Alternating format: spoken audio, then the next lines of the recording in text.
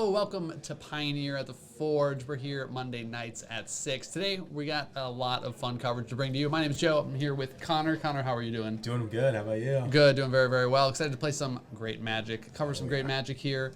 We've got a lot of fun decks. We've got a little bit of a sneak preview here of some of the decks that people have registered. And there's a lot of fun decks out there. Taking a peek through these, what excites you today? I think the list that stood out to me most immediately was Travis's Gruul midrange deck. Yeah, tell me about it. We get to play a lot of fun, or generically good Gruul cards. Klothys, God of Destiny, is just an extremely good Magic card. The card that I'm most excited to see is Guff Triplets. Yeah, it's a new one from Eldraine, right? Yep, the new Wilds of Eldraine set. Commonly considered the best card in that limited format, or at least according to 17 lands, the highest win rate card in that format. Yeah, what is it? Remind me what it does. It is 3 mana, or it's 3 and then green, green, green, so triple green. When this card enters the battlefield, if it was cast, right? It's got the cast stipulation on there. Yeah, it doesn't. If it isn't a token, let's say I've got it up in front of me, so I'll give you the text. You can tell me why it's so cool. So 3/3 trample enters the battlefield. Make 2 tokens that are copies of it. So you're getting 3 tokens for the 6 mana, and when it dies, your 3/3s will become a 6/6. So you lose 1, you got 2 6/6s. You lose a 6/6, you get a 12/12. So this thing just doesn't go away. Yep.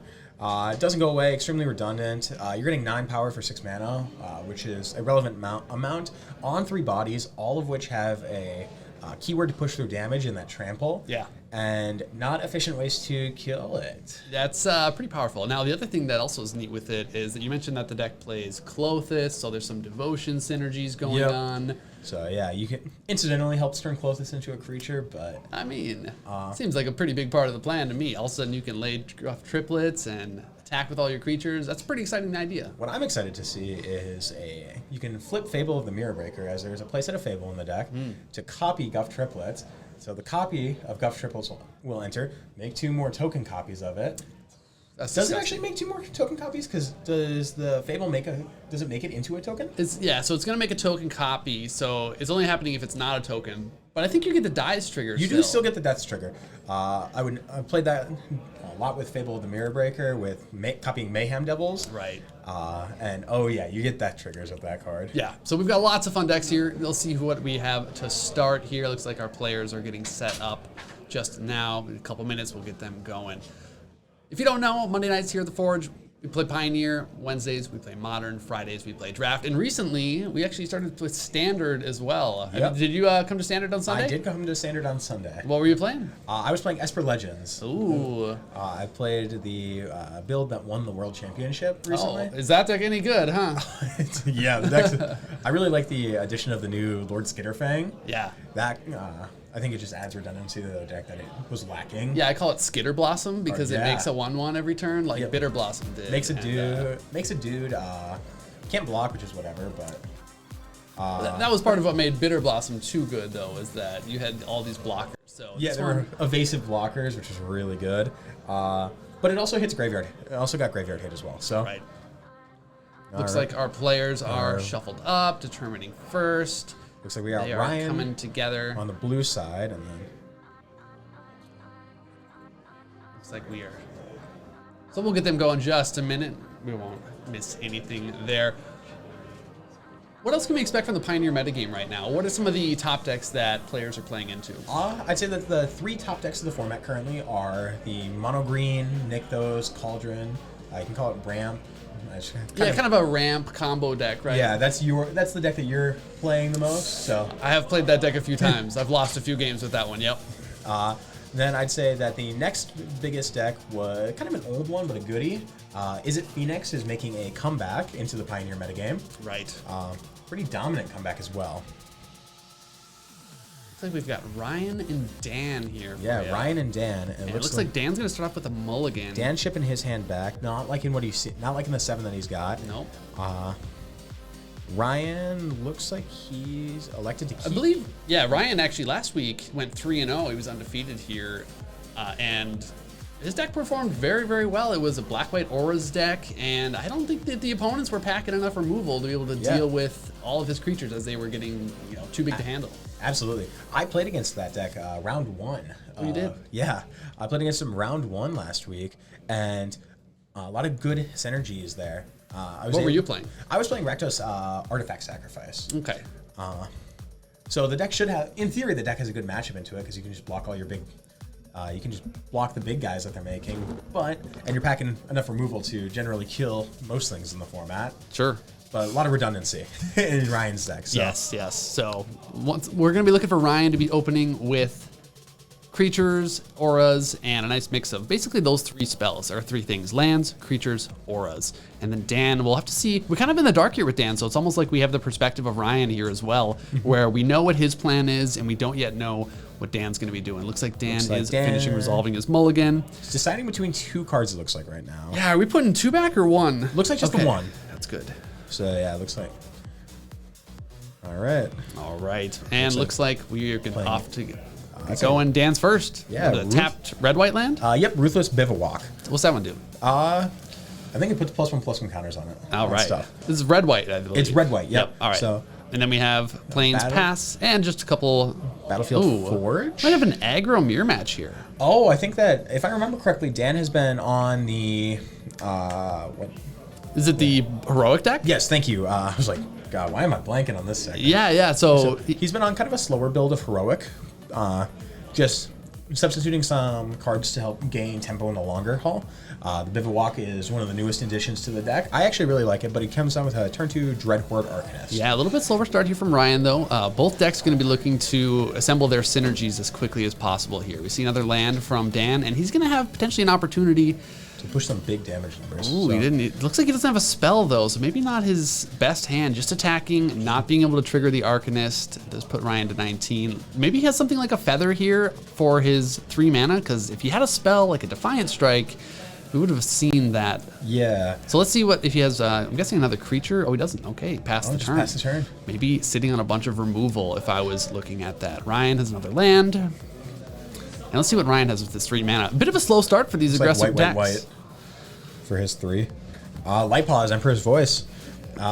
Very good card. Yeah, how do you like this sequence, being able to immediately attach something to it potentially? He's doing it on turn 3, immediately being able to hold up a Plains and hook something up. I've been speaking to Ryan, and his general thought process is he never wants to play Lightpaws unless he can protect it. Sure. So I'd expect to see a God's Willing in hand, or probably not God's Willing, but an aura to do things with. So we're running right into it. We see Reckless Rage, and he's immediately being able to protect it. Yep. And that is a big play. Now, there is going to be another opportunity. This is likely the end step of Ryan, so we're going to see Dan be able to untap and maybe have another removal spell. Well, he should get to cast the Reckless Rage off of the Dreadhorde Arcanist attack trigger, correct? Yeah, he should be able to. So looks like maybe you want to let the Lightpaws go there, because he is going to be able to redo this with the Arcanist trigger. So he's it looks like 3. He's animating Bivouac. Oh, we're getting aggressive. Here we go. So this is going to be a big push for damage. So Bivouac attack trigger. So there's 2 attack triggers on the stack currently, correct? Yeah. There's Bivouac and then Arcanist. Yeah, what's the Bivouac one? Put a +1/+1 counter on target attacking creature. So pumping up the Arcanist is a cool thing here too, because the Arcanist is going to be able to pull cards out of your graveyard, instant or sorceries, and recast them. Like this Reckless Rage we're seeing targeting Lightpaws. And as he pumps it up with its power, that's going to be able to let him cast bigger spells. Potentially. So nice little synergy here between this new land from Wilds of Eldraine and the Dreadhorde Arcanist. Yeah, it's either 3 or 4. All right, it looks like 4 damage coming through there. 2 from the Arcanist, 2 from the Bivouac. And yep. It looks like Dan's just passing it up there. Yeah, let's see if Ryan has another creature that he wants to deploy. At this point, I get the feeling that Dan is pretty happy with his game. He's going to Ossification the Arcanist. Big plays. Yeah, 2 aggressive decks with kind of drawing the removal sides of their decks right here. It looks like Ryan missed his 4th land drop. He did, so got to kind of speculate that he's got auras or he's got creatures that he wants to wait to be able to protect. Looks like another land drop coming through from Dan. All right. Animate the Bivouac. Okay. So don't expect any instant speed interaction here from Ryan. It's going to start pumping itself. Maybe wishes he did that last turn based on how that shook out with the Ossification. I still think pumping the Arcanist is the correct call. I suppose if he has any 2 mana spells, then it's and it's definitely the right call. But if he only has 1 mana spells, it maybe just puts a bigger target on its back. Well, it does give trample as well, so it's harder to block. Can help push through damage. That's totally fair. Back to Ryan, we see. Let's see, what is he gonna do? Yeah, the Bivouac's just starting. I really like Bivouac in this deck. It looks like he's just passing the turn. Passes it back. I'm guessing he could have another ossification that he can't play because that land is constantly hiding back as a land on his turn. He might not be able to remove it. He may have auras. And Light Pause looks like it was his only creature, which makes sense why he waited till turn 3. And bit of a slower game here. We see that Dan is doesn't have a ton of creatures, animating the land again, and it's just going to keep growing. This clock is going to go faster and faster here. We're on Bivouac beats, man. Hey, at some point he's got to have a spell, right? Exactly. Maybe pump this thing up and make the clock. So, shrink it down even more. Yeah, Ryan's on a 2-turn clock if he can't find an answer for the Bivouac. Yeah, he is. All right, we're tapping mana. Oh. We are casting a SRAM. SRAM, all right, that's a big one. Every time he casts an aura, which I suspect he has in his hand, he's going to be able to draw a card. So drawing maybe more action, maybe removal. He's got a lot of options here. So what was that first aura that we have here? Triggering to draw. Actually can't tell. So now he has a blocker. Yep. Or at least he has a way to try. He can choose to. Well, he's got to figure out how to navigate this turn though, because if there's enough pump spells in Dan's hand, he might have to block with his SRAM. This is gonna be a tough decision from Ryan. Think he can push 8 damage here? The heroic deck I've seen can push like 16 in a turn if it needs to. So if you're Ryan, are you blocking here? I think that you don't get the luxury of not blocking here, because if his hand is just pump spells, like even down technically 3 mana off of animating the Bivouac, or technically 4, he's been hitting land drops. I think that as Ryan, you don't have the luxury of blocking here. Yeah, I agree. I think that he has to take the hit and hope that he can untap and use all the card advantage that SRAM's going to offer him here. Yeah. It's 2 open mana from Dan. Let's see what he's going to be able to push through with this. Of course, it's a monstrous rage. Oh, that's a new one from Wilds of Eldraine.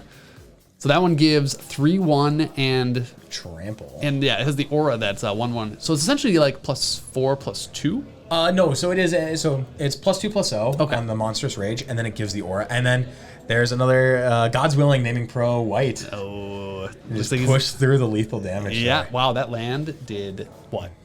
18, 17 points of damage. Yeah, because the Arcanist did 3. Yeah, so 17 points of damage from that land. That is excellent. Wow, that is very, very good.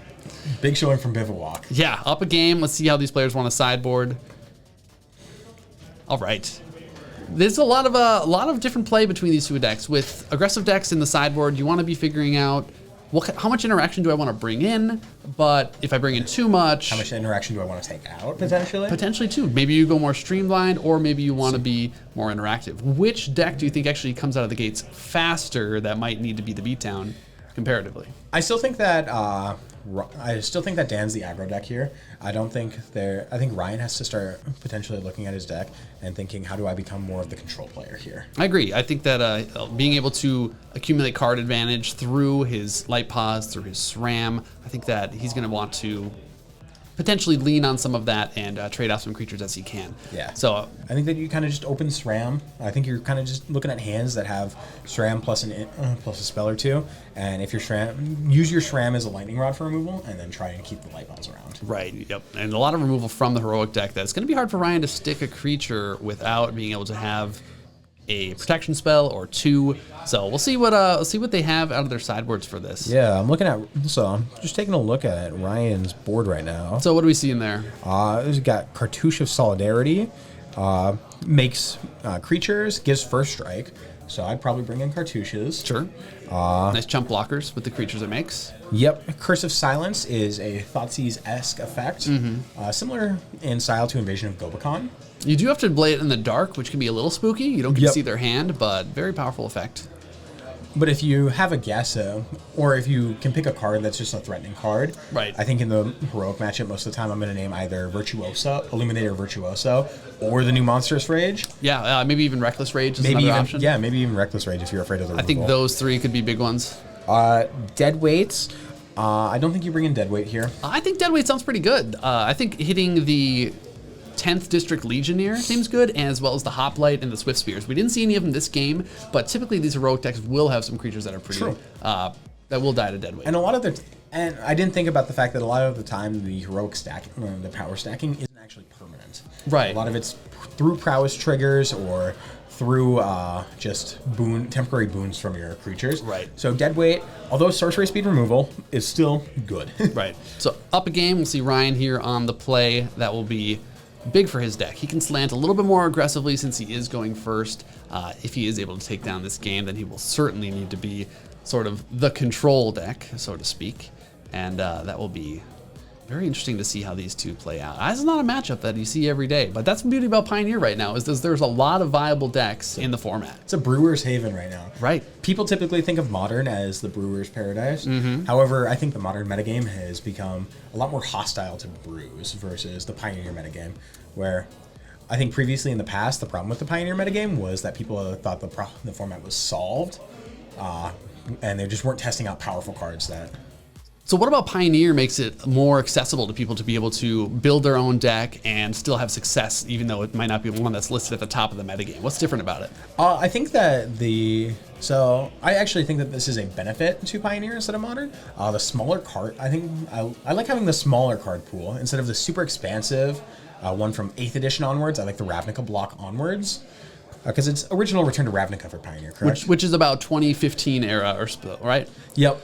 So I still think that there's a lot of really good cards in the format that just aren't being explored enough.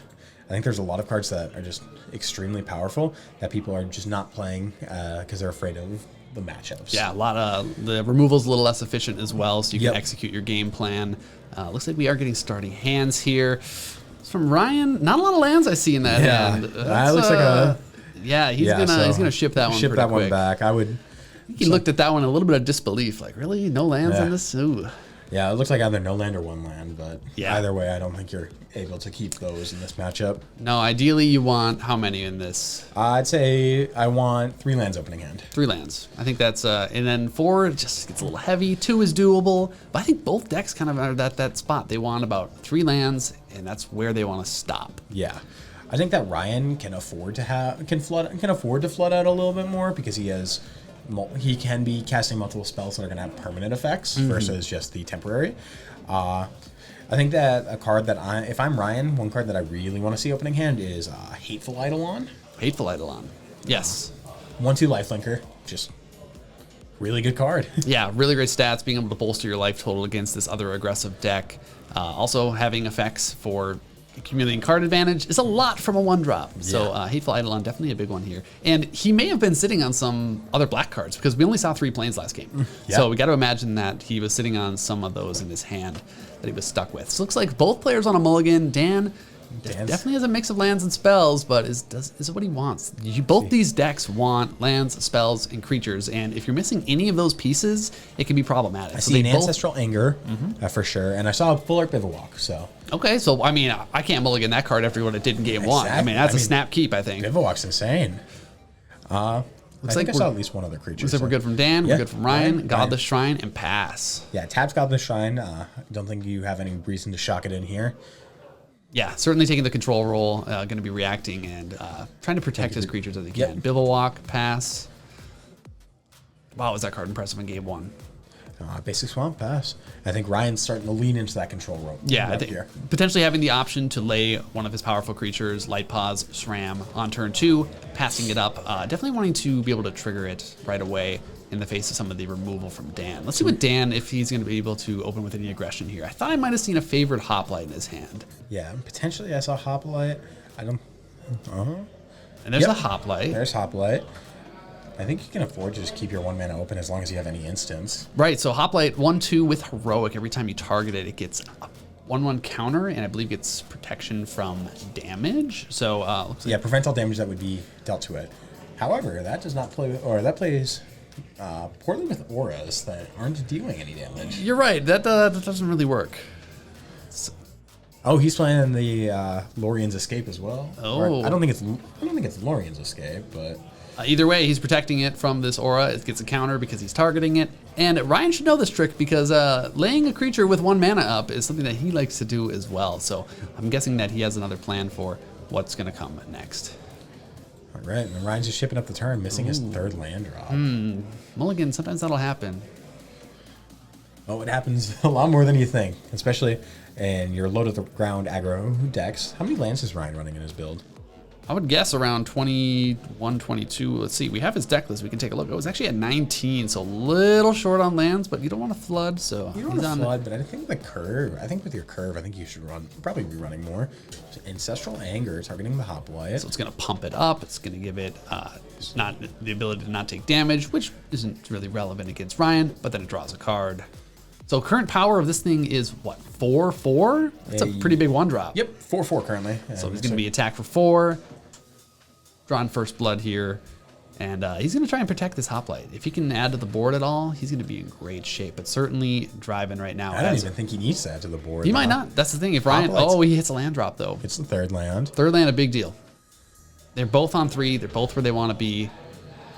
Let's see what Ryan has here with land 3. He needs to start being proactive or starting to have removal. He missed his window where he could cast something like Deadweight, so likely that he doesn't have that at the moment. He can still lay it, but it's not going to take care of the Hoplite. So what's the best card that Ryan could have, you think, right now? Light Pause into protection spell. That's a good plan. I think any turn that you're gonna do is okay. So Clawing Torment. Clawing Torment. Okay, let's see if we can get that one up here. I recognize the art from Kamigawa Draft. So enchanting, it's gonna give the creature -1/-1, and it won't be able to block. And then every turn, it's gonna tax 1 life. So I think that's a good card, and I think it's especially good with Arietta the Charmed Apple, which Ryan could potentially have in his hand currently. He might. That seems to be a lot of what Ryan has built his deck around, is Arietta. Another new card from Wilds of Eldraine. A lot of new ones in here. So Dan down to 19 off of the Deadweight, or not off of the Clawing Torment. Plays a Battlefield Forge. Battlefield Forge, and now our creature land is online. I mean, after last game, fire it up and attack. I don't think you do, honestly. No, what would you do instead? What seems like a better idea? Because I want to represent having cards in, or like protection spells, or do anything like that.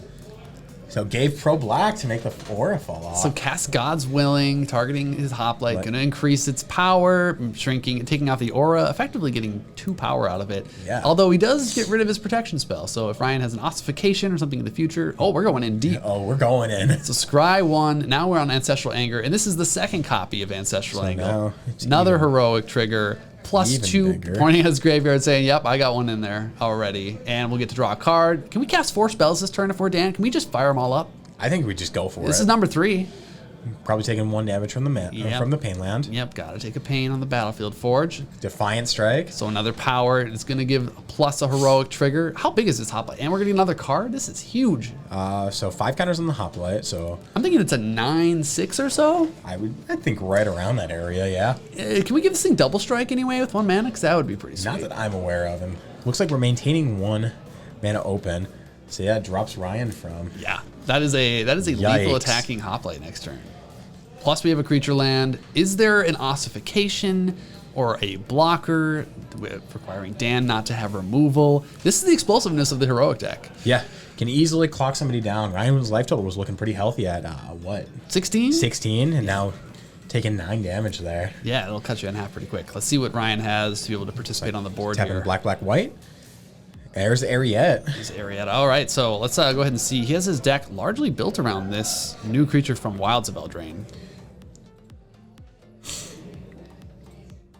So 3 mana, we're getting a 2/4 that each creature that's enchanted by an aura you control can attack you or Planeswalker. So if he can enchant this Hoplite, it's not going to be able to attack him. So that is one way to potentially deal with this threat. And then at the beginning of each end step, opponents are going to lose life, and you're going to gain life for the number of auras you have. So certainly wanting to put positive auras and negative auras on your opponent's creatures. All right, that's why we're instead of going for a offensive aura, we go for a defensive aura. Yeah, so what are we going to do with this? Kaya's Ghost Form, enchanting Ariette, and we're going to be blocking now, I assume. Yeah, get you a blocker. And then Ryan does gain a life, and Dan loses 1 life. off of the Ariat trigger. Seems like a very relevant point of life. Oh, yeah. So it looks like we're got that. God's Willing, giving it protection. Pick your favorite color, black or white. Doesn't matter. Ryan's tapped out. I see. Is that a 6 on the dice? I think that's a 6 on the dice. So we're scry 1. We need. I don't think we need anything else. I think it's a 8 power. Isn't it? No, it just put a counter on it. Never mind. We need one more spell or land to activate the land. Okay, and there's another spell. There's Lauren's the hexproof. Lauren's Escape. This should be game. And there it is. GG. Congratulations to Dan. Red, white, heroic, taking it down. Yeah. Hoplite's still a really good card. Bivouac still Bivouac doing work. Yeah. Normally you don't want your land center tapped in those games, but it's just when they're that good and you can protect your Hoplite on turn 2 and he tries to remove it, that seems like a pretty good spot to be. It seems like Dan had all the right protection spells for what Ryan was able to throw at him, and Ryan a bit of a stumble on some of his on his mulligan there. So Ryan bringing in Skyclaves, interestingly. Looks like he seems great. Seems great. Yeah, any interaction from him was definitely where he wanted to be. So he probably brought in the Skyclave Apparitions, Dead Weights, I would expect, and any ways that he can participate on the board. You can see how desperate he was to do it in that game, just to be able to interact with that creature that was getting out of control, and a Skyclave Apparition certainly would have done it. So 2-0 to Dan. Interesting card. I mean, that heroic deck, that is in the top of the metagame right now. Yeah. It did take a big drop off. Rakdos Midrange, one of the top decks in the format, was extremely hostile to it. You got a lot of efficient removal that isn't damage based, so your Hoplites are not as good. Your just creatures in general die really easily. Right. But now that midrange is on the downtrend because of mono green and Phoenix going up, it looks like Heroic's a good spot to be right now. Heroic's a really good spot to be. There's a couple versions of it too, with the Heroic deck that's in Boros, or there's the Convoke deck. So a lot of mountains and plains running around the format. Deck as well. Oh wow. Yeah, there's a lot of mountains and plains running around. A lot of mountains and plains. And we can see how powerful it is being able to use cheap interaction, being able to close the game quickly. It's a very proactive game plan, which is a lot of where you want to be in Pioneer right now. Yep. You just get to play a lot of generic, good cards. Not even generically good cards, but a lot of your 1-mana cantrips, draw a card. Right. I like drawing cards. You like drawing cards? Oh, absolutely. I like drawing cards. All day. And it's like, if I'm going to play tap lands, I'm going to play impactful ones as well. Certainly. I mean, the new one from Wilds of Eldraine, as well as the new pump effect, Primal Rage. Yeah. Yeah, the new pump effect. We saw that game. Monstrous Rage. Monstrous Rage. Yeah. It's like very, very impactful cards. It looks like we might be able to get Dan in here for a winner's interview, kind of chat with him a little bit, see his build of the deck, see kind of what he thought of some of his starting hands, get an idea of that game 1. I want to know about that game 1. What was in his hand? What was he sitting on? I would. Should we get him in here? Yeah, let's see what we got. Awesome. I want to know. I got a few. I want to know. We're back here with Dan. It just took down 2-0 over Ryan with his Boros Heroic deck. Tell me about that game 1 a little bit. That land. What's the name of the land? Restless Bivouac. That thing did what, 16, 17 points of damage? Yeah, basically everything. It's the best work it's ever done for me. It was great. That's a huge addition to the deck from Wilds of Eldraine, right? Yeah, I mean, I'm playing a little bit of a budget version, and I wanted something that could get through damage when I didn't have anything that was sticking to the board, and I thought it was great for that, and it did it this game. After that, I don't know if you can ever cut that card for how much damage it did. It even is able to pump up your Dreadhorde Arcanist to be able to maybe flashback some 2-mana spells. Are there a couple 2-mana spells in the deck that it's able to target with that as well? In my sideboard, I have Destroy Evil. Yeah. In that game 1, I just wanted something that I could be pumping without having to activate the Bivouac every turn, but then the Arcanist got removed, so counters to the Bivouac, and Bivouac did the work. It went the rest of the way. It certainly did. What else were you sitting on in your hand? Because it seemed like you may have had removal, but Ryan wasn't able to get onto the board after you had the light pause, and so it's just like, well, time to fire up this land and just keep going. So I was sitting on another Arcanist in hand, and I think I played the God's Willing at the end, but a few protection, and my thought was, as long as Ryan doesn't have any targets on his turn, since he's a lot of enchantment speed stuff, I might just be able to sneak away with this one. That was a good move. That was a good move. So you win the first game, go to the sideboard. What is kind of your approach on the sideboard against Ryan's deck? Because he's got a lot of aggressive game plan as well as yours. Maybe not quite as aggressive, but more of that enchantment spin. So what comes in from your deck? What I have in my sideboard that I bring in right away for him is the Destroy Evil, because I know if we get into the mid to late game and he's got a Light Paws that is just growing out of control, or one of his Hateful Eidolons that grows out of control and gains him life, I need something that can answer something taller than 4 toughness. So I brought in all 3 of my Destroy Evils. Luckily didn't end up needing them. Well, admittedly, that card seems outrageous against his deck, because not only can it kill his creatures if it gets too big, but it also can kill his enchantments. So it kind of just is 2 mana, do anything against his deck. So you were in a pretty good place there. Game 2, the Hoplite going the distance. Was that kind of the plan when you saw the opening hand? Is how you had to take a mulligan. What was the texture of that hand that kind of shaped that game plan? I had Hoplite and Protection. And when I see Hoplite and Protection, I keep. That is it, and we go. And he had a couple removal spells, but you kept bouncing them off, and you were able to take that one away. Made it look easy. Overall, what do you think of that matchup? Is that a favorite for you, or? It really depends on what Ryan's early moves are, and if he's holding up a handful of removal, I'm usually going to have a pretty bad time with it. The other thing that always scares me is that Hateful Eidolon with the lifelink, because that grows when he starts dropping those enchantments on it. I'm thinking like All That Glitters, Ethereal Armor. So if I can have a commanding presence early, I think I have the edge. I'm scared if I don't start quick. Yeah, for sure. That once that Hateful Eidolon gets out of control, gets a little bit too big for a Reckless Rage or two, then things start to get in trouble. So, well, congratulations to you, Dan. 1-0, great start off of the day. We're going to be playing some more Pioneer here at the Forge, and round 2 will be underway shortly. Thank you, Dan. Congratulations. Thank you. We are back here at the Forge with round 2 of Pioneer. After seeing Dan take down with Boros Heroic, today we're going to be looking at, for round 2, what do we have? We have Golgari Lands. Abzan Lands versus Mono Blue Spirits. Yeah, we actually know both these decks right off the bat. Yeah, they're a little more, at least the blue deck is a little more traditional with the Spirits deck. Nolan, who has top-aided a few RCQs with the Spirits deck. He has a pin on his playmat for it as well. And then Sean with this new brew featuring the new Wilds of Eldraine card, Blossoming Turtle. So what is kind of the idea of this deck here? You play a lot of creature lands. No Restless Bivouacs in this list. No, not in this one. But they have the cottage that for sure made a huge impression at Worlds. So looks like we're going to be resolving some mulligans here. So and Nolan going down to 6. Let's see here. I want to actually look to see what lands are being played.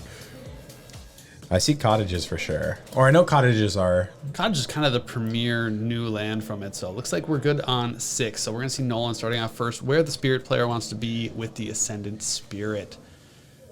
Especially if you're the mono blue variety. That's the Fortress, isn't it? Yeah, so that is our black-white land. So he has... Being these Abzan, he has access to a lot of these new creature lands. Oh, he's got the start. He's got the obsession for the Ascendant Spirit. I'll see if he has, it looks like I see a slip out the back and a Geistlight Snare from him as well. So a lot of good ways to back up this Ascendant Spirit. It's going to be tough for Sean to be able to deal with this, I think. If he starts pointing removal spells, there's a lot of good answers. All right. So we see land pass from Sean, back to Nolan. Nolan's right where he wants to be. This is the Spirit's happy place. Yeah, so the lands that we have, or the relevant creature lands, we have 2 Restless Fortress, 4 Restless Cottage, 1 Lair of the Hydra, and then 1 Hive of the Eye Tyrant. All right, we'll keep those in mind. Hopefully we can get to activate those. And we got... So we see Shacklegeist from Nolan and Glissa Sunseeker. Sunslayer. Yeah, Sunslayer. Glissa Sun something. And just going to get countered. Yeah, that is a nope from the blue player here. We don't want the Death Touch First Striker being able to interact with our Ascendant Spirit who's still on the ground. Shacklegeist is potentially able to tap it here in the future. Looks like we do have another Spirit for that, but let's just accelerate the clock. Looks like we're going to hold up Shacklegeist to be able to tap, trigger on the Curious Obsession to draw, And everything's coming up great here for Nolan. He's got mana to... This is exactly where you want to be as a blue player. Grip full of cards, 3 untapped mana. And he's got a lot of ways to react. So what does Sean need here to be able to continue participating in the board? Potentially a second Glissa. Second Glissa is going to be hitting the table, but It's it looks going like... to get Lofty Denial. Yeah, you got 4 more mana for that one, Sean? Doesn't look like it. And now this is definitely an advantage of the Spirits deck, being able to lay your cheap counter spells and get onto the board quickly to be able to counter 3-4 mana spells. It's definitely going to be able to make Sean's turns. And drops like another Geistlight Snare. Oh, that could be the nail in the coffin here. He's got mana to be able to pump this Ascendant Spirit, not getting as aggressive as he maybe could be. He's holding back with these other spirits to be able to lay a tap effect. I think that's potentially a misplay there. I think I might be more aggressive too, especially if I've got the counter spell backup. I think that's 2 damage last turn and then 3 damage this turn. That's 5 more damage that he could have been adding to the board. And now we're seeing, okay, what do you want to do about this Bramble Familiar? You interested in dropping your Geistlight Snare on this, or... you're just going to level up or pseudo level up the Ascendant Spirit. Yeah, okay. Level. Do we have a way to punish this with the Fatal Push or something? It doesn't look like we do. Wow, he went in on that Ascendant Spirit there. That was a window for Sean if he had interaction. Yeah. That was definitely Any a window. interaction spell gets there, I think. Any 3 mana, yeah. I was actually a little surprised to see that. Also, he didn't tap the Bramble Familiar at end of turn. May as well. It does have flying on the Spirit now, but you always just could tap that just in case it is a free move. Getting in now as a 5/5 on the Spirit. And so that's where the misplay comes in, right? Because if you had swung, you had lethal on board last turn. Right. So those little chip damages do add up. With that said, it's giving Sean an extra turn he shouldn't have. What's he going to be able to do with it? Fabled Passage, fetch a land. Oh, we're tapping 7. What costs 7 in this deck? Titan of Industry. If this resolves, Connor, I don't think there's a world in which you let it resolve. okay, well, what are the modes you're picking if it does? You can gain 5, make a 4/4, get a shield counter, and destroy an artifact or enchantment. Gain 5 and then blow up Curious Obsession probably. Yeah, and it looks like it's going to meet the fate of Geistlight Snare. Well, Sean got to try. He got to try and cast that. He got to potentially do the thing. I was rooting for him on that match. Okay, that's game 1. Yeah, that is game 1 in the books. And that's what the Spirit deck is capable of. Even on a mulligan like that, being able to catch up on card advantage. We saw Guff Triplets at the bottom of the deck. Ooh, there's some spice in Sean's deck. Ooh, fun. But that Spirit deck, if it has to start like that, you really have to be able to punish it in small moments where you can. Like that one moment where he double leveled. Yeah. He was able to potentially have a window for removal, or the other moment where he didn't quite get as aggressive as he could. He gave Sean an extra turn. Because he had the counterspell, he was able to deal with the Titan, but imagine that Titan resolves. It's a very different game. Very different. Sideboards here now for the players. What are we looking at potentially from the Golgari deck to be able to help out? I'm looking right away. The card that I went to immediately was 3 copies of Thrun, Breaker of Silence. Yeah, and Thrun is, what is Thrun again? So it is 3 and then green. Legendary creature, Troll Shaman. The first line of text is probably the most important. This spell cannot be countered. Trample, Thrun, Breaker of Silence can't be the target of non-green spells your opponents control or abilities from non-green sources your opponents control. And then as long as it's your turn, it has Indestructible. So definitely a card that's going to be able to sneak by the Spirits player and turn aggressive for yourself. So it would be nice if it had a layer of texture where it could actually be a bit of a removal spell, because I think that he's not the beatdown in the matchup. Nolan definitely is the aggressor, but if he's holding up counterspell for something of Sean's, like that Titan of Industry turn, and it's a Thrun, he's going to be very disappointed. Absolutely. And then you got Go for the Throats on the sideboard as well. I think those absolutely come in. Yeah, that's going to be a big one. And then the last one that I'm looking at is Ritual of Soot. Ritual of Soot, definitely a nice little sweeper. He does have one of them. Looks like he does have a new Wilds of Eldraine card as well. The Gumdrop Poisoner. Yep. So it is a 3 mana, so 2 and 1 black creature, human warlock with lifelink. When it enters the battlefield, up to one target creature gets -X/-X until end of turn, where X is the amount of life you gain this turn. And how do you gain life? A couple ways through the deck. You have, I think, Fortress gains you life, but there is an adventure half on the Gumdrop Poisoner. Tempt with Treats to create a food token. Yeah, that food not only being able to potentially trigger the Gumdrop Poisoner, but also just has like an extra 3 life thing. So it is another 3-drop. It has a lot of setup, but 1 mana to make a food, that might buy you a turn. I don't know. Absolutely. I'd be curious to see if he brings that in or not. The Go for the Throats are coming in, and Thrun's coming in. Thrun definitely better against control, like Blue-Eye Control, than these more tempo decks. but he's got enough other cards to take out. I think that it will find its way in. Yeah, I think Titans absolutely come out. I think some of your high-end stuff comes out. Yeah. Potentially Virtue of Persistence. Virtue Persistence is a removal spell. That so it is I like, a removal though. spell. How? It is sorcery speed. Okay, I thought it was. It is sorcery speed, but yeah, I think we're okay with that. Looks like we do have opening hands. Oh, we left the Titan of Industries in. Sean Really is so brave. interesting. I love it. I think that you side Titan out almost 100% of the time in this matchup. Wait until Cavern of Souls comes into the format next set. Then maybe we get to keep it then in. we get to keep those. Sean's in. just playing 4D chess. He's just a little ahead of us. Nolan's hand, I saw a couple lands. I saw a Aether Gust, so it looks like he was able to bring in some of that green-specific sideboard cards. And this one looks a little bit better from Sean. Yeah. I see Ritual of Soot. I see Thrun that we suspected. Yep. And a Topiary Stomper, and maybe, 4 lands? There's one sneaky card yep. back there. Yep. So it looks like we're keeping a 3-land, and then Topiary Stomper, Ritual of Soot, and then Thrun. Being on the play in this sort of a slower hand is a big deal. He doesn't have any cheap removal, but he is going to be able to get to 4 mana relatively Faster than his quickly. opponent. Sure. With the Stomper and with the play advantage. So no Spirit for Nolan on turn 1. Bit of a slower hand from him. So Ascendant, just playing the Ascendant pass. And he's gonna kill it Immediately go for the throat. I think Ascendant's probably. I mean, Nolan doesn't look like he has a ton on board right now. Not a lot of board presence. Ascendant's just a good card. Yeah, so if you can hit something that has a Curious Obsession, that's usually a better place to be. Yeah. But being that he can go remove your creature into Stomper, now he's got all the mana he needs. At some point, he's going to be able to start paying for these counterspells too. Yep. The Geistlight Snares only pay 3. The Lofty Denial is only pay 4. At some point, he may be able to do that. He might just be able to hard pay these stuff. I'm here for the Titan of Industry line. If we can land that creature on the board, I don't care what happens, Sean gets to win. Yeah, I think generally, if you're able to resolve a Titan of Industry in any format, you kind of just win. No land drop here from Nolan. So misses his second, and Sean's up to 5. And main so phase Rattle Chains. That is a... I might want to represent a counterspell.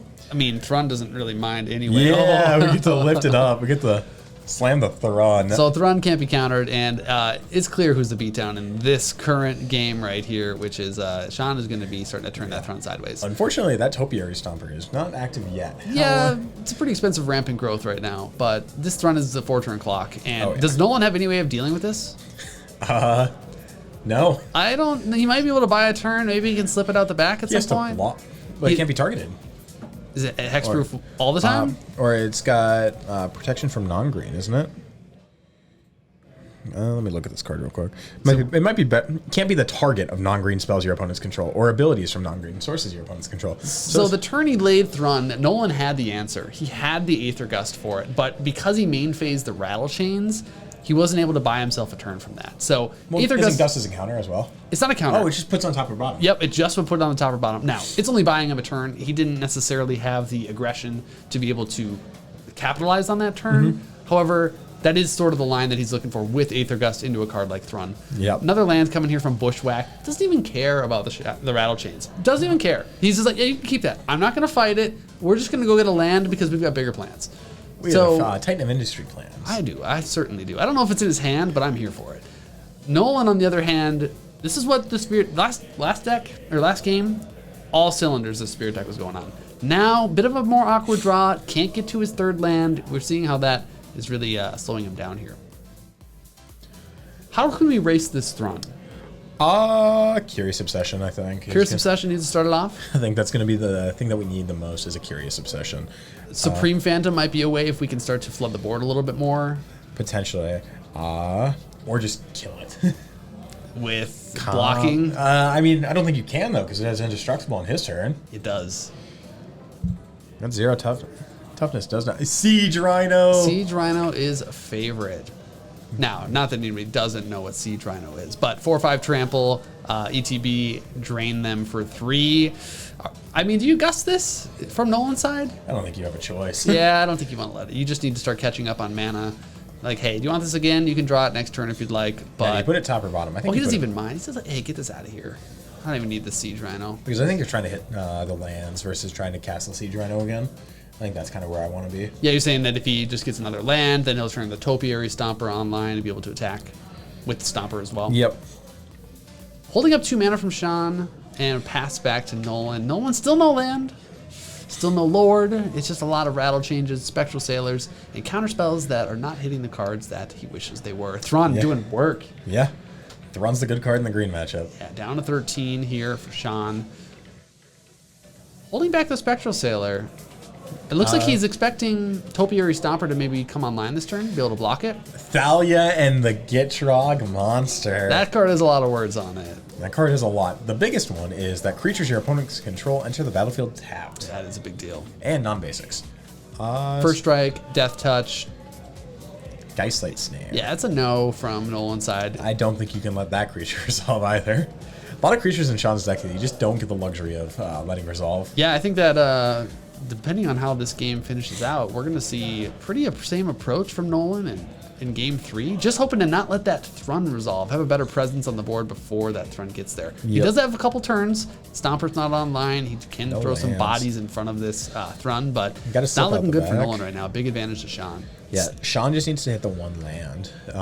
And then Topiary Stomper's online, Thrun's online, or Thrun's already online, but because he needs 7 for Stomper. 7 is the magic number for that Stomper, so he is kind of preparing to be able to block it since it just has Vigilance, not Trample. Thrun, however, is not quite so kind. Pass back, land Titan, let's see it. Come on, Sean. We're all holding our breath. You could even, I mean, he has like an embarrassment of riches here where he can kind of do whatever he wants. He's kind of playing with his food here. He just casts 4-drop after 4-drop. Says, hey, Main phase I don't mind. Ritual of Soot. Let's get rid of your tiny creatures. We'll keep my Thrun. What do you want to do about this Ritual of Soot, Nolan? It doesn't feel like this is necessarily the best card in Sean's hand. He might be kind of fishing out a counterspell if there's one. I don't even know if this is the best play in general. I don't think it really matters. He doesn't have the land 7 for the Stomper, so he's saying, okay, I think it plays around a Lord well. If he does get Supreme Phantom and can start to buff up some of those toughnesses, that can be a way that maybe Nolan can get back into this game. But his Fistful of Spectral Sailors doesn't look like it's going to do the trick. I like block Thrun, sort of. 1 mana, gain 1. I'm here for it. And that's just it. The Thrun. Missing that 3rd land from Nolan. All right, so let's take a look to see if we have Nolan's deck list. We can maybe pull up what he might be looking to do in game 3 now that he's seen Thrun as well. Now that you've seen Thrun, I think you have to hold Aether Gust, but... You have to be ready for it when that 5th mana comes around, for sure. Yep. And he's taking a better look back through the sideboard. Brazen Borrowers, not a lot there. So I got to imagine that the game plan from Nolan is get a quick start and be ready for Thrun if it comes down. If he has it, hope you have the Aether Gust. If not, cross your fingers he doesn't have it, or that you can race him faster than that Thrun, because it's not the fastest clock. No. Yeah, it's like a 4-turn clock if it goes uninterrupted. I mean, yeah, we can win faster than turn 9 with the Spirit stack. Oh, yeah. So what kind of start are we expecting here from Nolan to be successful here? If I'm Nolan, I want Snow Island Pass, End Step Flash and Spectral Sailor, then then start of turn 2, attach a Curious Obsession and start going to town. Do you prefer the Spectral Sailor over the Ascendant Spirit? Which one is ideal in that? I think right in this scenario, Spectral Sailor, because it has Flash. Because that's Flash? Because you can represent better. You can represent, I don't know if he's on any 1-mana counters or anything like that, but I think that you can represent. Also, the flying a little bit sooner might be able to get over some other creatures. Because Sean does have some blockers on the ground. Right, you get to turn 3 or turn 2 with his Bramble Familiar, that new one from Wilds of Eldraine. Man, Eldraine really shaking up the Pioneer format. It has done a lot for the format. There's a lot of small pieces. I don't think anything that went crazy. I mean, there's a couple of splashy cards, but like every deck got a new tool, and there were a few new decks added. Sean's deck, for example, couldn't exist without the Blossoming Tortoise. Without Tortoise, without Familiar. We got all the new lands. Yep. The new lands in particular. Sean's playing 6 of them. Yeah, it's pretty exciting. On a mulligan from Sean, that's not a problem. He just needs to be able to resolve spells, hit his lands. He is going to be up a card. Well, now he'll be even on a card. Looks like he bottoms the Thalia, keeps a hand of 2 lands. Was a Bramble Familiar? I see a Virtue of Persistence as well. Nice to have some removal. Looks like he drew a land. He really just wants to be hitting his land drops here early. Yep, there's the Spectral Sailor Flash in. Does he have the Obsession to follow it back up? I see a Witness Protection, not the right aura. You can't always have it. You can't always have it, so sometimes you have to be able to navigate the game without the Curious Obsession. Attack for 1 and the Ascendant Spirit. It looks like he's holding up a Lofty Denial in hand. It doesn't quite have the mana for it yet, but there's really no There's a good target targets. untapped. another creature land. And there we go. There's the attempt to cast Virtue of Persistence. That's going to do a lot of work here. The gain life on that card is absurd. Yeah. It's only gain 2? I thought it was gain 3. It's -3 and then you gain 2. Gotcha. Yeah, but that's 2 attacks from the Spectral Sailor here. I guess the card sucks. Yeah, Virtue of Persistence, really impressive. Being able to have a late game card. It made a huge debut at Worlds as well. A lot of black decks were playing Virtue of Persistence as a late game way to win the game, and a good removal spell on the front. Awkward tapped Woodland Cemetery from Sean. I would imagine that turn 3 is a big turn for him, wanting to play a Glissa or something else. And not being able to do that because of the mana base here, a little awkward. Yeah, the mana base does look awkward, I will say.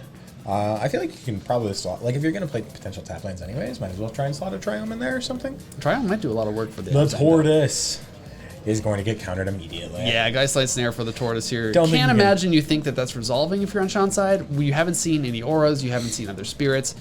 I'm expecting counter spells and lands, and maybe protection spells. There's nothing else that you need to be reading out of Nolan's hand right now. So, can't imagine the Tortoise is resolving. Start throwing out your worst spells if you're Sean, try and get something over the table. What else are we going to see? Topiary Stomper coming down. Nolan's got to decide what he values the Stomper at. Is it worth a counter spell? I think it is, because if you're Nolan, I think it's worth. I still think it's worth. Another reason I think that's worth countering is that if it gets him land 5, which gets him Thrun, that's a pretty good clock right now. Now, if Sean were to follow up Topiary Stomper with a land drop, I would have really loved that. Yeah, that would have been. I think that would have been brutal. Catch the counter spell and show that you have the land for that. So I think that slip out the back there is. I don't know how I feel about that play. I think the idea behind the slip out the back is just to speed up the clock. The 1 is not going to do it, ever. You're not going to get 20 attacks in with the Spectral Sailor. But if you can start chipping away for 2 or 3, I think it could get done. Yeah. Oh, no, that makes sense. Makes sense. So we countered the first Blossoming Tortoise, no questions asked. He tapped 4 mana, threw the creature on the stack. Nolan said, get it out of here. This one, we're going to take a look, see what it does. Looks like Fatal Push, Topiary Stomper, Bramble Familiar. Missing a land. Still missing land 5 for the Throne that we know is in his hand. Yeah, Sean's got to feel a little bit bad about that Tortoise Mill because he really wanted to catch land 5. And now it is a green-white citizen. Yeah, it's a businessman. What is it? A regular businessman? Normal businessman? Chris, pull this up. This is relevant. What is Witness Protection? What is Witness Protection? This Tortoise just got some human features here, which is a nice removal spell from Nolan. Wait, is it legitimate business person? Legitimate business person. That's what it is. Excellent. Siege Rhino.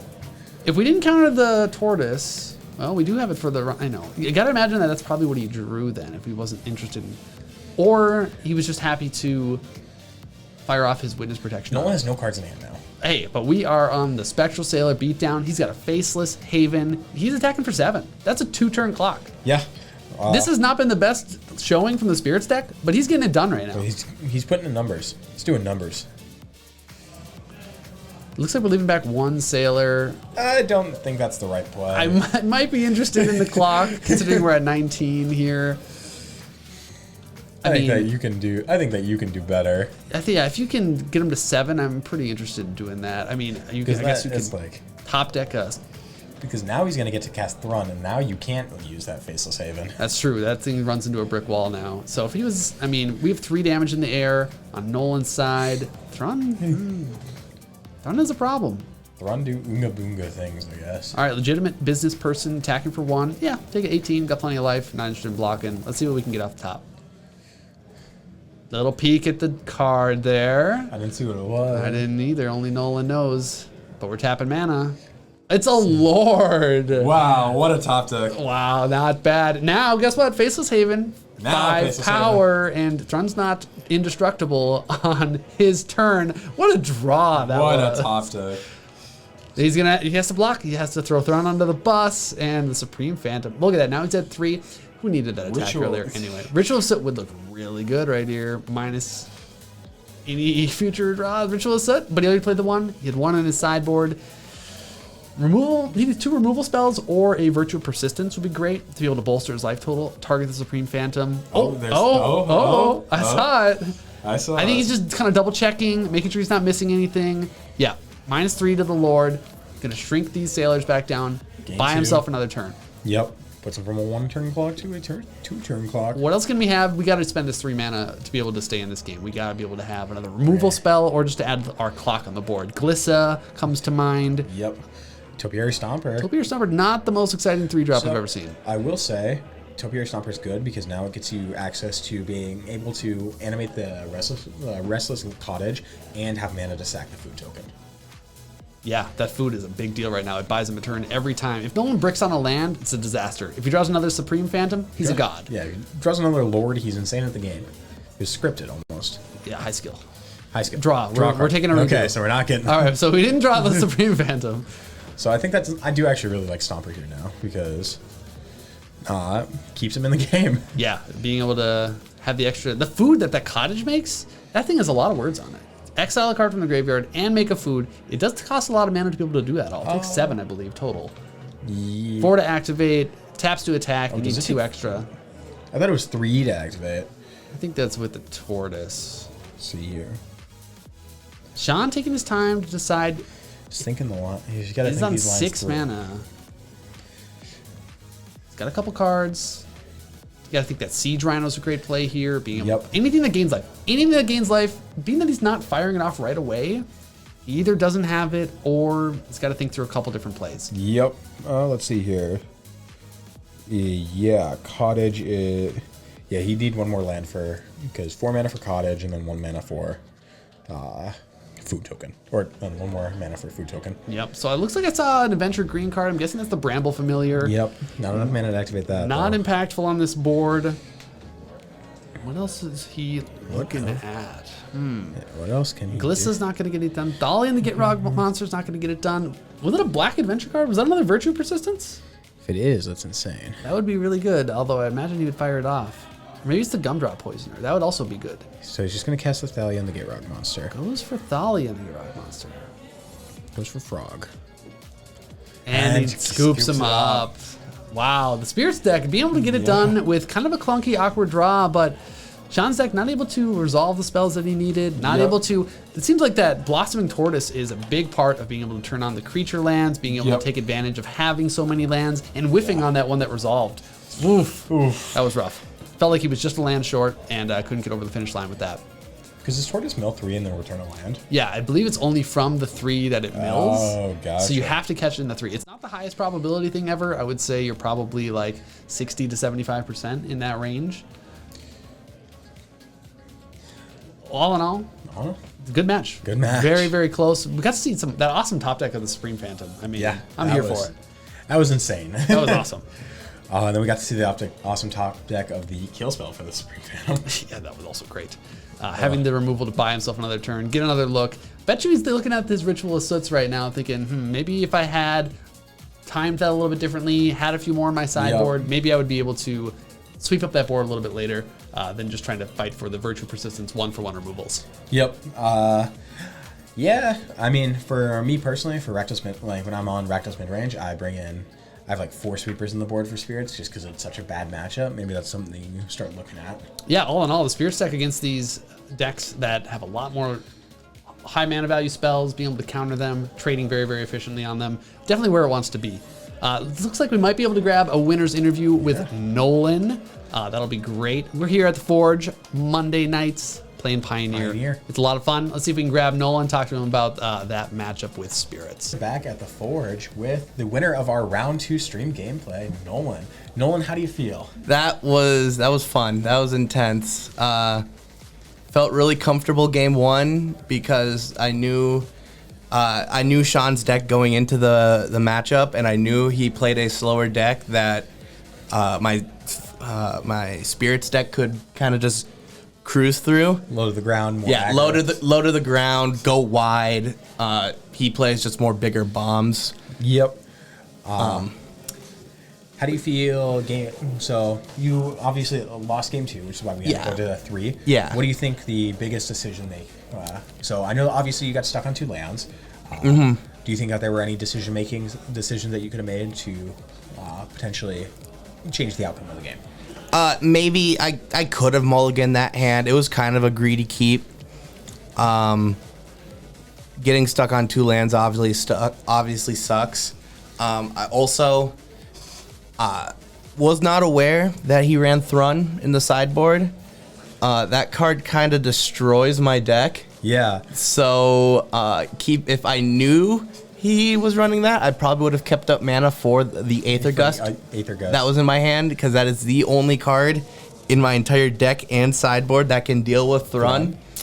Yep. And I had 2 of them in my hand when he casted it. I'm just... Yep, we were looking and we're just like, interesting decision tapping out for that, and then makes a free slam for Thrun. What card do you think was the most impactful card throughout the series? Geistlight Snare was definitely up there. Literally just pretty much not letting him play game 1. Yep. And then the Supreme Phantom, I have to just give the shout out to that Supreme Phantom on game 3. Super clutch top deck, making me able to safely swing the Faceless Haven into his Thrun. Yep. Yeah, a lot of good plays coming through from there. Game 3. What was your hand looking like at the start of the game? So it was 3 lands. Okay. I had an Ascendant Spirit and a Spectral Sailor. And then I had a Slip Out the back and a Witness Protection. And you think that's probably the best it gets on a 7? It gave me protection for my creatures with the Slip Out the back. It gave me the ability to kind of just nullify his biggest threat with the Witness Protection, turning whatever big beater into a 1/1. Thankfully, I then also drew a Geistlight Snare on my first draw, which once I was able to get a board presence out, it allowed me to keep the, I think he tried to play a Blossoming Turtle. Tortoise. Was able to counter that, so I could use the Witness Protection on obviously turned into a different Blossoming Tortoise, but still being able to hold back that Witness Protection in order to use it at the right time. To manipulate what time you're using your interaction at. Yeah, because the Witness Protection, I like keeping that is probably my favorite card in the sideboard because it is my version of removal. How many cards? How many copies are you running in the board? 4. I'm running. You're running the full play set in the sideboard. Full play set of Witness protection. Yeah.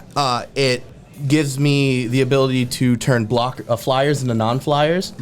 It gives me the ability to turn pretty much any creature I want except for Thrun into just a 1/1 that I don't have to worry about. You just don't have to interact with. Yeah. What card do Spirits decks normally play instead of in that slot? So most of the I don't know about other mono blue because I think a lot of other mono blue decks do run the Witness Protection, but I know other Spirits decks are running white. Yep. And got the splash of white for they're running Portable Holes or Skyclave Apparitions, which are also great cards in their own respect. Actually being able to physically remove the creature from the battlefield. But there are a lot of benefits to the mono blue build. Yes, absolutely. The mono blue build, I believe, is a little bit more control-y. Kind of just get your one creature out, death by 1,000 paper cuts, don't let them play the game. And that's kind of what I was doing game 3 at the first, was just kind of swinging with the one spirit and just making sure I had answers for everything else. Awesome. Well, any final thoughts? Spirits rule. All right. Well, thank you, Nolan, for coming on. Good luck in your last round. Thank you. We're back here at the Forge, Monday Night Pioneer. We've got Alex and Derek here for round 3, and we were talking about brewing in Pioneer a little bit, and we've got some brews for you here, at least for Alex's deck. What is Alex playing? Alex today is on Mono Black Waste Not. Waste Not is a heck of a card for people who don't know it. So what does it do, and what's kind of the plan here? So Waste Not is a 2-mana enchantment, 1 in a black. Whenever an opponent discards a card, you apply one of the effects depending on what it's discarded. If it is a creature card, you create a 2/2 black zombie creature token. If it is a land card, you add 2 black mana to your mana pool. Or if it is a non-land, non-permanent card, you draw a card. So mana makes mana, creatures give you creatures, and other stuff draws you cards. Everything else just draws you cards. So the game plan is discard all their cards from their hand, and I mean, let's be honest, it's a discard deck. It's a hand control deck. Yeah, it's hand control, yes. That's how I would describe this as well. And on the other side, Derek's going to be playing Boros Heroic. Definitely a linear aggro, sort of aggressive game plan. Who would you say is favored out of the gates here? I would absolutely say that Derek's favored out of the gates. I would too. As much one-for-one removal as Alex has, I think that Derek has a faster clock. Alex is trying to play the long game, prevent everyone from having cards in hand. Thoughts he's leading. Thoughtseize is an extremely bad card in this matchup for Alex. Shock yourself. Shock yourself, yeah. The one benefit Alex does is he is on mono black, so he doesn't have to worry about shocking any of those lands in. Yeah, he should have a nice mana base for himself. Does have some ways to gain life, bolsters life total. Yep. Likely has Sheoldred, I would imagine. Potentially a Meathook Massacre. Sheoldreds are the only creatures in the deck. He's running 4 main board copies of Sheoldred. And yeah, that's it for creatures. Yeah, this is going to be a tough matchup for Alex. We'll see how he navigates it. It's pretty hard to make your opponent discard cards when they've cast them all to pump their creatures. And it's especially hard if they have an Arcanist on board. Yeah, when they can start recurring spells out of their graveyard, Yeah. that is going to be a challenge. All right, so let's see. It looks like we're resolving mulligans. I believe Derek took 1 mulligan. Yep, Alex, looks like he's on his mull to 6, and then Alex kept his 7. It looks, or is deciding. I think he's kept his 7. Ooh, Derek looks Derek like he's down to 5. 5. That's definitely what you want to see as the discard player. Well, it's kind of a double-edged sword, though, because the less cards he has, the quicker he's going to empty his hand, and Waste Not's going to do nothing, you know? However, Alex has a lot of ways to instant speed make you discard a card. Of course, sometimes it comes with drawing cards, but Right. that's the risk we play, man. Yes, Gaia Reach, Sanitarium. What is it? Guy Reach Sanitarium. Sanitarium. Okay, yeah. Draw, discard, instant speed. Yep. Definitely some ways to be able to do that. The right 5-card hand from Derek can certainly get it done. This heroic deck, absolutely. Part of the plan with these aggressive decks is that you need to be able to strand some cards in your opponent's hand. Because if they get to play all their cards, they're just more powerful than your 1-mana spells. Most of the spells in this deck cost 1 mana. If they're playing your cards, or they're playing their cards, you're playing your cards, you're going to lose the game. Yeah. You need to strand them with cards, get that life total to 0, and just fire as many spells off You as drop you can. them as fast as you can. So for Derek, what are we looking for in this 5-card hand? I think it has to be a Virtuoso. If you're looking at cards to clock, Virtuoso's probably the best The one. double striking conniver? Yeah, Double that would striking. do it. He snapped up this 5 pretty quick. Yeah. Put 2 on the bottom. It looks like we're good to go. Easy put 2. All right. And So looks who won the like- die roll? Looks like Alex won the die roll, so especially bad start for Derek. Looks like Takanuma, that suggests to me Oh, he's that- going to Thoughtseize. There it is. I mean, game 1, they're still in there. I mean, on a 5-card hand, this is brutal. So he's he- going to take the 1 creature. 1 creature, say, hey, I have total trust in Derek, though. He's about to fire up a creature off the top of his deck. That is a brutal Thoughtseize. When is. you see... Oh, he shocked it in. What did I say? And there's the Boom. Swift Spear. And just like that, Derek's on the board. He's got a creature. Alex, that Thoughtseize definitely hit. Being able to pick apart the 5-card hand is rough, but Swift Spear's on the board. We'll see if he can protect it or if Alex has removal for it. Duress. Well, he knows what he's getting out of this. Probably. This is an interesting choice, actually. I think it has to be Defiance. It's either Defiance Strike or Ancestral Anger. As Either those way, can- you want to take the card that draws a card. Yep. And I agree with taking Defiance Strike because putting Ancestral Anger is bad if they top deck more Angers. Makes a lot of sense to me. And then we see Duress. So this Duress actually really, really relevant here. Ancestral Anger, starting to cantrip, might be looking for a second land, just Prowess needs to start Trigger. churning cards, dealing damage.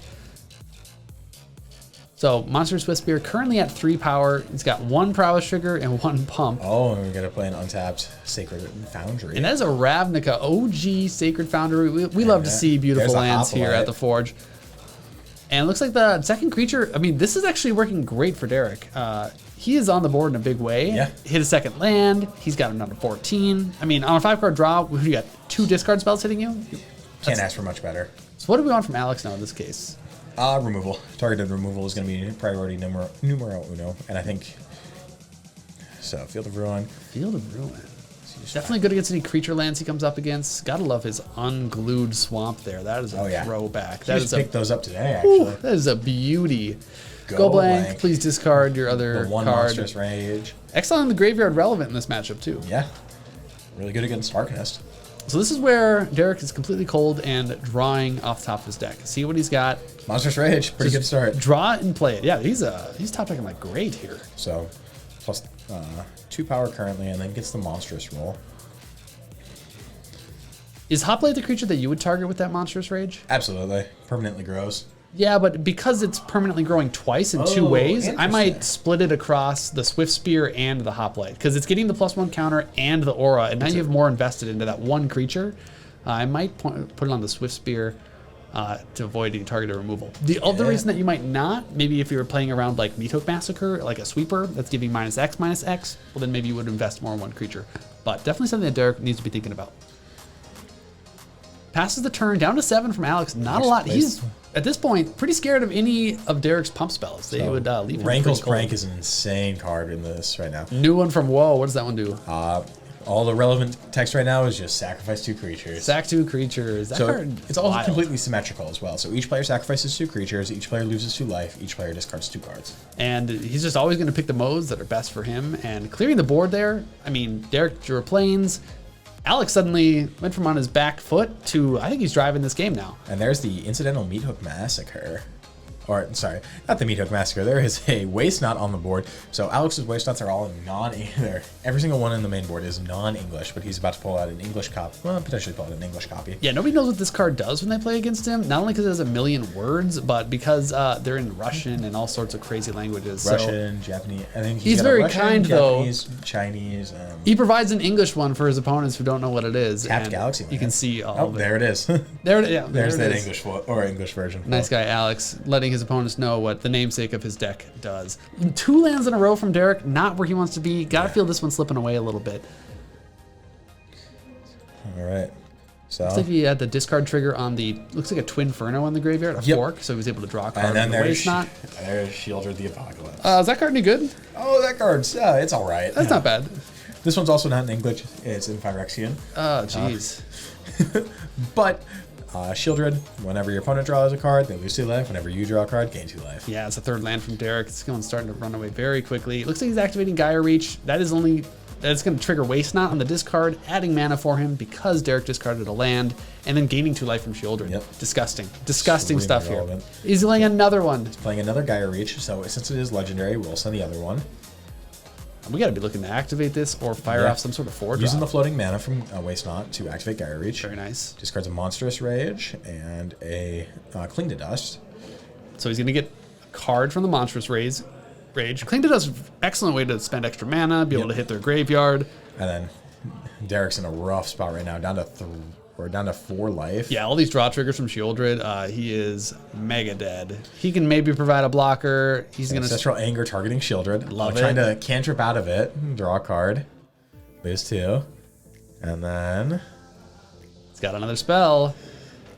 he has a Feather the Redeemed. At 2 life, though, I don't think Feather's going to save him here. don't. His draw step will take him, or this... this activation of Gaia Reach just does it. Oh, Yeah. this doesn't- and trigger Shieldred. discards a land, and boom.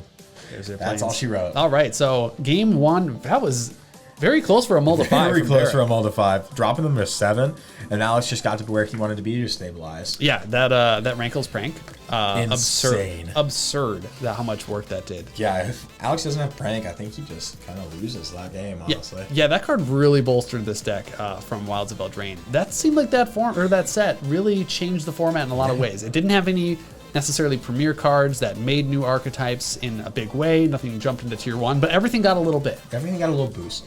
And I actually would say that a deck jumped into tier 1 now. As Phoenix was completely off the meta, and now it's back in a very dominant position. And surely it was like a mythic rare or something that made Phoenix come back, right?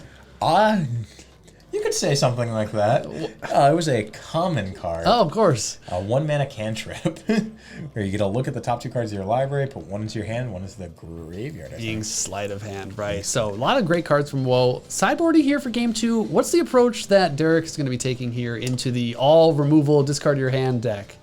I actually have no idea what I board in as heroic here. I think step 1 is don't mull to 5. Yep, I It's- think that's a really good start. Step 2 is get on the board Be on and the play. Which is a- be on the play is also a big deal. And I gotta imagine that he's gonna be wanting to be on the board early and be able to have some protection spells for any of the removal. Yep, keep hands that have God's Willing in them. Yeah, God's Willing is probably one of the best. Is the best. Keep hands that potentially have answers to Shieldred. Shieldred, yep.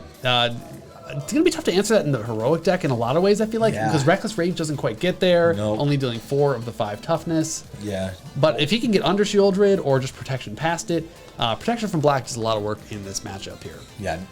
yeah. Pro black on a deck that is entirely black. All swamps in that one. All swamps, and then other Field of Ruins, and then Gaia Reaches. Yeah, gotta imagine you mostly gotta ignore Shieldred, get on the board, protect your creatures. Honestly, the card I think I'm scared about most if I'm Derek here is Rankle's Prank. Yeah. It deals with 2 of your creatures unconditionally. Protection spells don't save you. Trying to have multiple creatures to dodge single target removal doesn't work.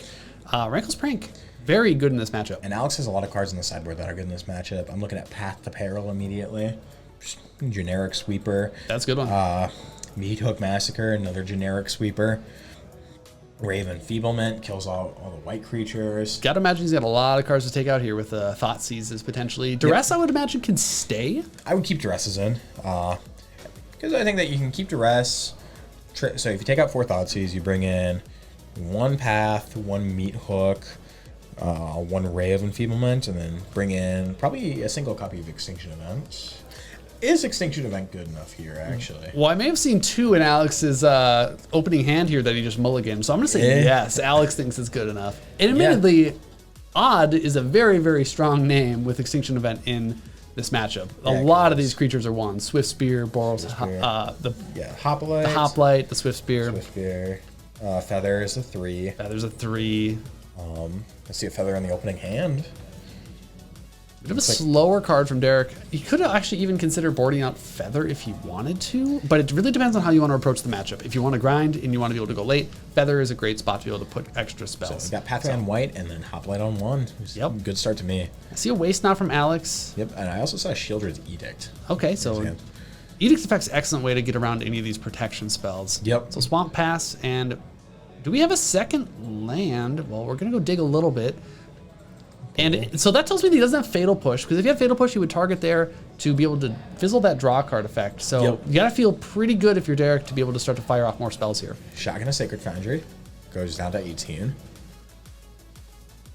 Tap the Foundry, play another one. This is a big attack. Yeah, we're gonna be... We're chipping 5. Yeah, we're putting numbers on, man. Knowing that Alex doesn't have any removal here. But Chipping in 5. We got a couple extra cards. We hit our land drops. Gotta feel like you're in a good place here if you're He's just Derek. gonna play a basic swamp, and then it's interesting that he's passing here. Sheoldred's Edict being an instant, I think, gives him the agency to be able to pass. If he lays a creature, he can respond with Sheoldred's Edict. So now, what, is this Feather mana? Feather, the Redeemed, might be 2 red and a white. So, yeah, now Alex is just kind of baiting here. Yeah, he's cast all your spells. The moment you try and draw a card, though, I'm not going to let you do that. But if you want to lay this Monstrous Rage, be my guest. Looks like Feather is single red. He could go into Feather if he wanted to. I agree with Derek's line here. He didn't have removal last turn. Keep going into it. So this is a 1/1 counter and lifelink. Yes. You're pretty happy to let this resolve. He's tapped out. Okay, we'll just Sheoldred's Edict now. He does have another land drop that he could play more into it, but he's just going to go ahead and say, hey, sacrifice a creature, please. Yep. I think that's really good place for Alex here. Yeah, that's a pretty tough spot to be for Derek. He invested a lot into that creature. He's going to play Field of Ruin. He's going to play Waste Not. Just pass the turn up there. I'm getting vibes of last game right now. Derek got hot out of the gates, and then Alex was able to stabilize. And that's kind of a common problem with the Heroic deck. He's got to close the game quickly. Yep. Yeah, and if you're unable to get there, then it's just kind of tough for you. Yeah, that it definitely has the ability to burn out if it doesn't quite get on the board too quickly. Yep. But So there are some tools to be able to get back and stabilize the game Absolutely. as well. We got Feather of the Redeemed. Good, very good. Very good way to start getting back into that game. Yeah, if he can try and exile a Defiant Strike or a God's Willing, being able to. Interesting. Alex kept in at least 1 Thoughtseize. As we see one in his hand. Yeah, we do. Extinction Event name Odd. Hey, where's your protection spell for this one? So nothing's going to protect it, but he can still fire something off onto it. Looks like he's going to let it go. Card. But I kind of agree with just letting it die. Yeah. What do we think of the matching sort of mana plans here? All of Alex's swamps are mismatching, and all of Derek's lands are mismatching too. They are one and the same. They're pimping. What's your thoughts? Are you a match person, or are you a all the same or different? Normally, I'm a match person. However, this weekend at the RCQ I went to, my foils were warped enough where I didn't actually get the opportunity to. I got Judge. My opponent Judge called me round 1 on my basic swamp, and they're just like, these foils look a little too warped for me. So I'm actually playing Mismatched Swamps right now. That's one way to do it. That's these guys would be totally on board with that. We see a Hoplite, a couple spells fired off from And the then there's a Thoughtseize. Shoulder the Apocalypse. And yeah, this is so a card. not where you want to be. Yeah, if you're Derek, how are you getting around this? Got to get through it. I mean, you can prevent damage, so that's going to get through Death Touch, but you have to get big enough to get to 5 damage to be able to start attacking. Yeah. Otherwise, Shieldred's happy to chill and just take you 2 life points at a time. Yeah, I think that you just kind of, if you're Alex, you don't block, you don't bother playing into it. Hoplite's at 3 power currently. Any spell does it. So if Derek, okay, Derek could bluff an attack here. He gets to draw a card. He's got an unknown effect. If he attacks, does he sneak that 3 point of damage past you? I think so. You're not blocking. I'm not blocking. You're going to 10. I think I agree. That I is think if you have, there's definitely something to be said about that attack. I think if you're Derek, you have 1 card in hand right now. I think you just bluff it. Yeah, I'm in. I'm attacking. I'm in. You're aggro. You don't get the luxury of deciding whether or not to. Yeah. I think that there's no way he's even getting aggressive. I love it. This tells me even more that I don't think that Derek has it. I don't think. Yeah, I think that Alex is pretty comfortable. Also, he might have a second Shieldred with that sort of attack. Oh, there's waste knot number 2. Yeah, he certainly has a second waste knot. All right. Have we seen a waste knot trigger this game? No, we have not. Oh, actually, we have. We saw a couple. We have, yes. Game 1, yeah. Yep. Okay, Virtuoso on the board. Very good start. Swing for 3 with the Hoplite. Alex ain't scared. Draw a card from Castle. Shieldred's gonna. So it's gonna net out. Mm-hmm. Down 2, up 2. Courtesy of changing his life total for us. Don't worry, Alex. We got you. When you rewatch this VOD, because Alex said he rewatched last week, so. Oh yeah, we always have VODs available here at the Forge. So he's gonna swing, and then not block. Interesting. So Gaia reaches. Gaia Reach, really, really nice with 2 waste knots. What do we get? It's a land. All right. You have infinite mana, Alex. What do you want to do with it? 4 mana. Probably just shoot up activate Lockpoint right away. Yeah, I mean, it's a free card if you want it. He does have to worry about a chain of spells, maybe from the Virtuoso, if he's not ready for it. Rip a card out of the graveyard. Gotta imagine he's drawing a card here instead of gaining life, because drawing a card lets you also gain life. It's this Shieldred card. Shieldred card's pretty good. Pretty good, pretty good. I also see a Fatal Push in Alex's hand. I see a Lily of the Veil. Ooh. Hitting the board. Gotta imagine that's going down, make him sacrifice a creature. What are you sacrificing here? That's tough. I think now it's pretty clear cut that Alex or that Lily is a problem. But He can take it out here. You can, and honestly, with this Boros deck, you can absolutely just kill somebody. Not with Arcanist, though. Yeah, that's not the one where he wants to be. Virtuoso can do a lot of work, but right now it's a 1/1. Taking out Liliana of the Veil. He's not even firing off the Fatal Push on it. It's like, no, Alex I'll wait. isn't even scared, because he's just going to kill him now on his up. Because if you're Alex, you just kill on upkeep. Yeah. He's at 2. And that's all she wrote. Wow, Waste Knot getting the better of the Heroic deck. We said that the Heroic deck would be favored here. Yeah. And it looks like the Waste Knot deck able to stabilize, able to come back, and enough removal, enough sweepers, able to tackle Derek's draw. Yeah, as long as you're able to get play low to the ground, you're able to get there. Yeah. Well, congratulations to Alex on this win. That was a big win. Yeah, big win for Alex. I think his sideboard definitely helped him out. We saw at least an Extinction event, and there was quite a few. Yeah, there's quite a few good cards that he brought in. I'm not sure if he's teching to the local meta or if it's just all incidental, but looks like it worked out pretty good for him. Yep, Well, bringing in that Path of Peril, looks like the Duress. Interesting card from Derek. I'm not actually sure what that one is. Yeah, that one's Light of Hope. We still have him on our screen. We can see Light of Hope here. Just a few options as a targeted spell. It does kill enchantments, which is why he wanted to be able to kill Waste Knot. So he was going after that Waste Knot. If I'm Derek, though, I might not bring in counterplay to the Waste Knot. I might try to not spend cards counterplaying against it. Yep. I might try to just strategize by emptying my hand and getting on the board very quickly so that it doesn't have any good triggers. If he's spending mana activating Gaia Reach Sanitarium, his land, to try and make me draw this card, I think I'm okay with that. Yeah. I need to be representing presence on the board and being aggressive. Yeah. I think that I might not spend time dealing with the enchantment. Yeah, Because if he's not activating Waste Knot, it's 2 mana do nothing. Yeah. It's 2 mana. It just kind of sits there enjoy it on the looking board. Yeah. Activate it. How many times do you have to activate that thing to actually get some value out of it? I think you have to do at least 2 activations of Waste Not. I think so too. I think you have to be on 2 cards. And so if you can I avoid think specifically that, you have to either draw 2 cards or make 2. Like any combination of draw a card, make a creature. Yeah. I think that generally make a mana isn't going to do a lot. Yeah. Especially if you can't utilize the mana. However, that being said, Alex's deck is really well designed to manipulate that and to use that mana. yeah, he has a lot of ways to be able to use 4 drops, additional 2 drops. He's got a lot of ways to spend that mana. So congratulations to Alex. We'll be able to get him in here for an interview. He's a fun person to interview. He's he plays a lot of Waste Not in his life. He's played a lot of Waste Not. Let's talk to him about this matchup, and we'll get Alex in here in just a minute. All right, we're back here with Alex at the Forge after winning 2-0 against the Boros Heroic deck. Now, that's not the first time we've seen you against Boros Heroic with your Waste Not deck. You played last week as well against the deck. Overall, what do you think of the matchup? A lot of people I feel like would come in thinking that Heroic is favored. However, with the amount of I bet you did. Yeah. However, with a lot of my removal suite, it's a lot of sacrifice effects. So those God willing effects, those sort of cantrips that also protect their creatures, doesn't really matter against me because I'm not really targeting anything. Yeah, right. Game 1, we saw the new Wilds of Eldraine card, Rankle's Prank, absolutely crushed his board. That card seems like a huge back-breaking spell against that deck in particular. How good has that spell been for the deck as a whole? I definitely think it's why this is an archetype now when it wasn't before. Just Rankle's Prank being able to not only clear the way on the board and stabilize where before this really wouldn't be able to happen. I mean, those 2 creatures probably would have just ran me over had that card net been available to me. On top of that, in matchups where creatures don't really matter, I still can mainboard it and have everyone discard 2 cards, trigger Waste Not. It even deals 4 damage to everyone.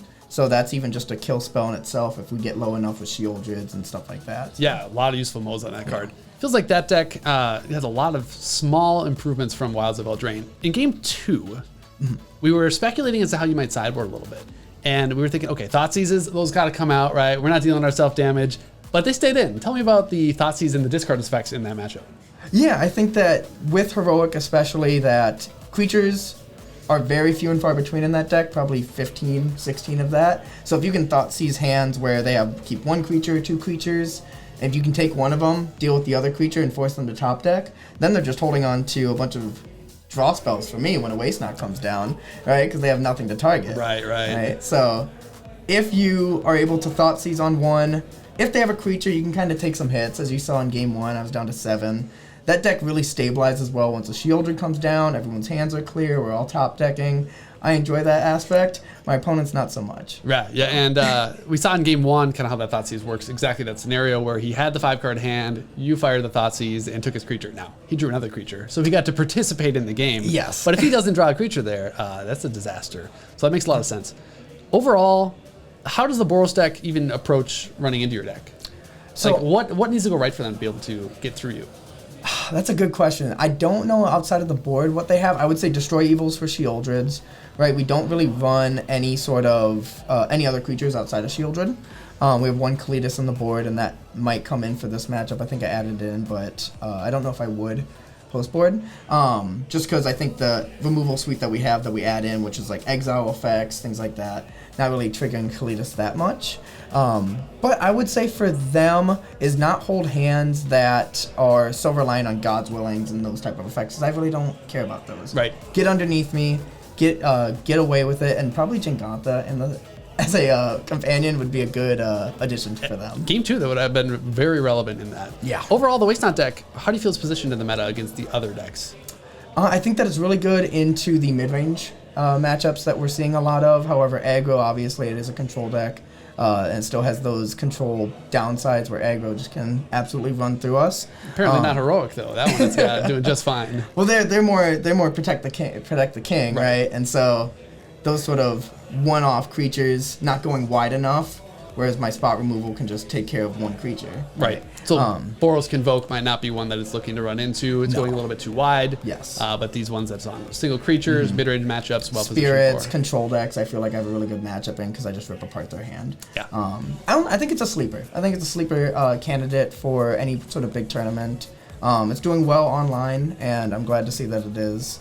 and I'm hoping to add more to that archetype when I get the chance to. Well, it's getting some good support in the new Wilds of Eldraine, so we hope to see more of it and what else comes next from the deck. So thank you for joining me, Alex. Thank you. Congratulations on your win. Absolutely. And that's going to be it for us here at the Forge. Monday nights playing Pioneer. Follow the stream. We are going to be out here every Monday.